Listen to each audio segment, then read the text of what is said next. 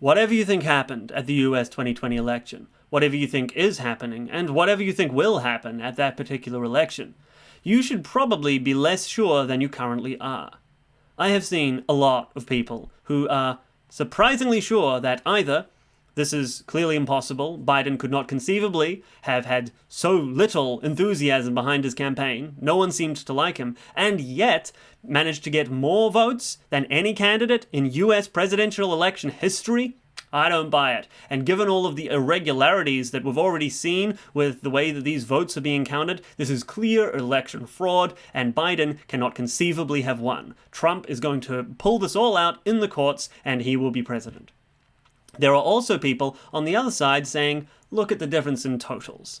Biden has won in too many states. There is no way that Trump will be able to prove enough election fraud in order to flip these results round the other way. Additionally, if they had any evidence of election fraud, they would have brought it out by now and shown the American people. Both of these are completely wrong. I don't know if you have a good reason to be sure about what you think has happened, is happening, or will happen at the US 2020 election. I suspect you don't, but at the very least, I will say that if it's one of these two perspectives with the reasoning I outlined, you do not have enough to go on.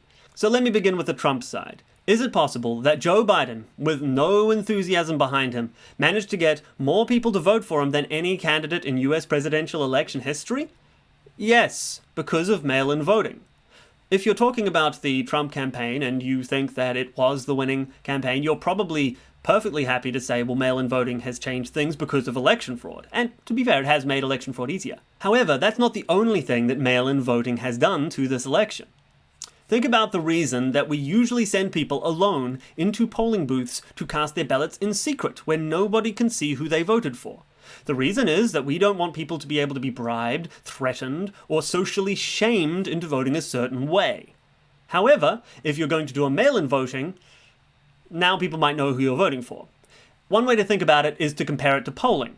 One of the reasons that polling has been so horribly inaccurate over recent years is because when the pollster calls up and says, who are you going to vote for, Trump or Biden? You look over your shoulder at your significant other or other family member and say, Biden, of course. What do you think I am, some kind of deplorable? And then you go into the polling booth alone and secretly vote for Trump. However, if you're voting from home, you can no longer do this. There's a good chance that the people in your household saw who you voted for. Maybe they're not meant to, but realistically there's a good chance that they did. And it's very easy for someone to make sure you can prove you voted for a certain person. When you're doing mail-in voting, that kind of social pressure, as well as threatening and bribing of people, is far more possible. That's one of the main reasons that we would usually have elections without mail-in voting. I mean, if it wasn't for that, why wouldn't mail-in voting be just a sensible thing to do all the time? It's because it's impossible to have an actual secret ballot, usually the standard of democracy that we've used. Now, I'm not someone who cares that much about democracy. I kind of think that, as the old saying goes, it's two wolves and a sheep voting on what to have for dinner. However, it still remains the case that having a secret ballot does make it less likely that the votes will be susceptible to the same kinds of pressures that the polling data is. Now, moving on to the Biden camp. People who say that, look at the vote totals. It is utterly impossible that you're going to prove enough election fraud to overturn the votes in so many places. Biden, based on the data we have now, is the projected winner, clear and true. Additionally, this argument goes, why has the Trump legal team presented so little evidence to the American people? If they had enough evidence to conclusively show the kinds of levels of voting fraud that we'd have to be dealing with, why would they have not presented it to the American people, and the court of public opinion would have sided with them and all rallied around them to push the election to the right conclusion? That kind of answers itself, doesn't it? Because that is not what the court of public opinion would do. No matter what evidence they showed, a lot of people would be entirely unwilling to believe them.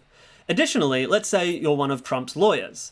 Are you really going to present all of the evidence that you have to some mainstream media news source, or are you going to wait until you're actually in the courtroom to present it to the judge?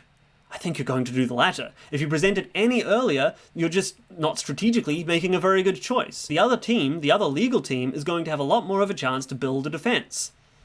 Okay, so you might say that that's wrong, that they should allow them to have a chance to build a defense so that it's more of a fair legal battle. However, that doesn't really matter what you think they ought to do. It still remains a reason that they wouldn't present all of their evidence before the court case that isn't they don't have any.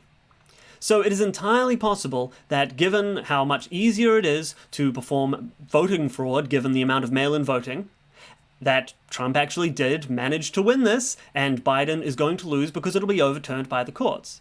On the other hand, it's also entirely possible that because of the shaming factor of mail-in voting, that Biden actually did win more votes from more of the people than any candidate in US history. I have no idea what happened and what is going to happen. I'm sure that a lot of people watching this are going to take my argument against one of these two camps as an endorsement of the other camp. However, I'm not doing that. I am not endorsing either camp. Look, my Twitter feed has been basically nothing but election stuff all the time since the election night and a hefty amount of time before. And I just wanted to make this the point of this video. The point of this video is calm. Okay? There are about 3 court cases that Trump's legal team is launching. I believe it's 3. Once we get the results of those court cases, we will know who's going to be able to play leader of the free world for the next 4 years.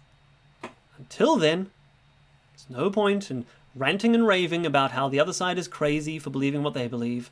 It's really unclear exactly what happened, what is happening, and what will happen. So once again, calm. Talk about something else for a little bit. Okay? Bye.